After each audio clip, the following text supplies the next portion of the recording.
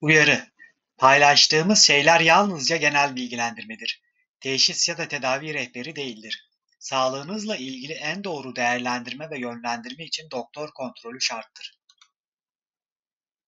İnatçı öksürüğe ne iyi gelir?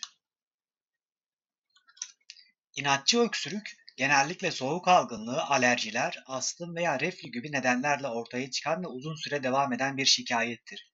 Bu durum, özellikle gece saatlerinde artarak uyku kalitesini bozabilir. İnatçı öksürüğü hafifletmek için bazı doğal ve tıbbi yöntemlerden faydalanılabilir. Bol sıvı tüketmek, inatçı öksürüğü hafifletmek için önemlidir. Ilık su, bitki çayları ve ballı ılık su boğazı yatıştırarak öksürüğü azaltır. Ayrıca sıvı alımı boğazdaki kuruluğu giderir ve mukusun incelmesini sağlar.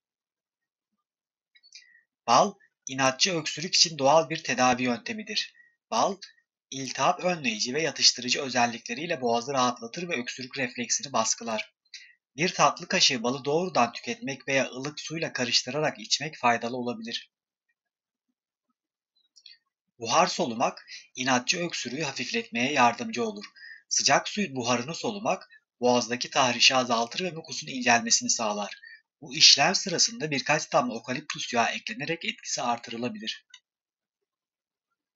Öksürük şurupları veya pastiller, inatçı öksürüğü geçici olarak rahatlatabilir. Bu ürünler boğazı nemlendirir ve öksürük refleksini baskılar. Ancak bu tür ilaçlar doktor tavsiyesiyle ve kısa süreli kullanılmalıdır.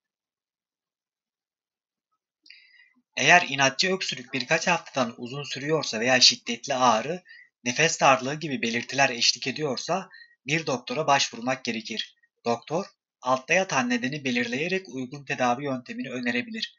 Bu sayede inatçı öksürük kontrol altına alınabilir. Teşekkürler.